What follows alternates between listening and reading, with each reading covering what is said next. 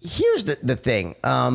You know, back in the day, I mean, what happened was, and this, in the context of like, you know, all the insecurities and stuff like that, what I realized when I turned 21,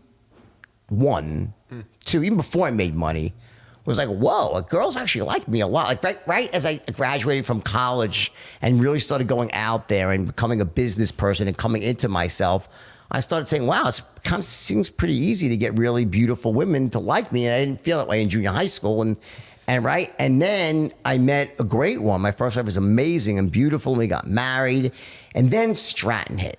Right. Then Stratton happened. And what happened is I started making so much money and had so much power, and a different world opened up to me. A world of just basically where you point and want and you can get, right? And I wasn't able to handle that because I had those insecurities still. And all of a sudden I realized I could have, not any girl, but, you know, pretty much, you know, any single, not any, but many, sure. you know, whatever. There was nothing that was sort of out of, that you didn't. there was nothing out of reach to me. Let's say if I look at the girl on the TV commercial or the girl in the magazine, that could be my girlfriend as much as anyone else, right? There was nothing out of reach. And I was like a kid in a candy store. I literally couldn't handle that. And I wanted to partake in every single sweet in the candy store, and I did. All right. Fueled also by drugs, and a lot of my friends, we were all in it together, like just wild and young, and it was fun. I won't deny that it was fun, and it was, you know, some great times there, right? But in terms of now, like I'm almost, my last relationship before this one was a woman for 12 years. I never cheated on her once, 12 years. So it's not how I am today. Yeah. It's not my nature anymore. And I think also I'm a little tired at this point. Like one's enough. I was gonna say, yeah. Do you think that's lessons learned or just age, testosterone, like? Well, no, I take testosterone. So he's got Like it's not that. Well, every guy over 40, I think pretty much most guys over 40 take testosterone. I'm not embarrassed. Everyone does it because your levels drop, right? I don't take excessive testosterone. I take enough to replace what you normally would have, right? You know, I think that I started, what I realize now, I would never want to hurt the person I'm with. Like, it's hurtful. You damage someone. If you don't have a woman and she loves me, and together, if I cheated on her, I could break her heart. It just would break her heart. It's not fair. Like, it's not fair to someone else that you love and you're in a relationship with. So at this point, I'm able to, I mean, I can still look, but I really, you know, I'm just not going to do it. I'm not going to hurt someone that badly. I would just get out of the relationship. And if I fell in love with someone else like that, I would do that before I would really have an active affair. And you've also chosen, it sounds like, because what you could do ethically is be single, date a lot of different women. But for you, it seems like there's value beyond the escapades. I much more enjoy being in a relationship with one woman than going around and dating. I really do. What do you enjoy about it?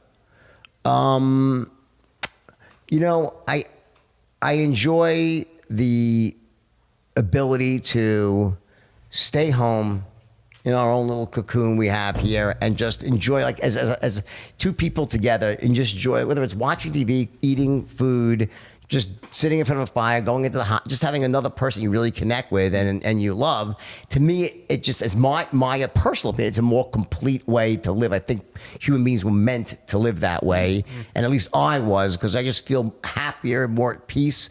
Versus it's 8 o'clock at night and I feel a compulsion to go out to a restaurant or bar to go meet someone.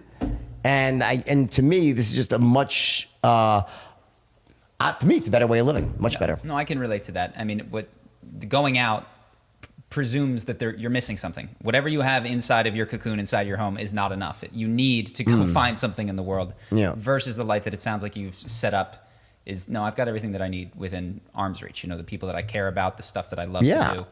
Got it. Yeah, no, this is something that I consider because I find myself getting older, and when I was in my 20s, I don't know if it was like you, but I felt that I needed to be very different than everybody else. Like, all the rules that people had made about relationships and work were all bullshit, and they'd made it all up to try to control me, and I needed to break out of it.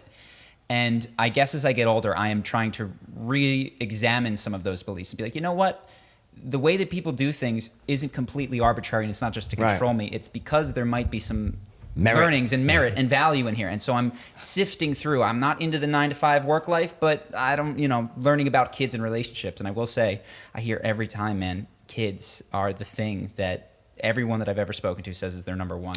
Some of the greatest memories I have are from when my kids were in the ages of like 7 to 13, when they were those soccer games in the weekends and and you complain and we gotta go again down to Southern, and then you loved it, and so I love that whole experience of just of on the weekends just watching your kids run, and just really it was amazing. I'm very lucky that I've had such amazing kids. I really am lucky, and not everyone does. Some kids are not. Some kids are not amazing. My kids truly are amazing, every one of them. But I think also, one of the things that I've learned over the years is that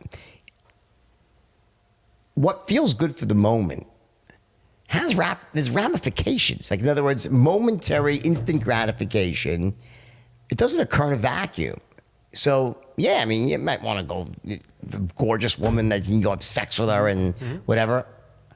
But, like, okay, and then, like, what's the damage that does to someone, to the relationship that you're in, and all this other stuff that comes? I didn't consider those things when I was younger, about the ramifications of my actions. So I pause now.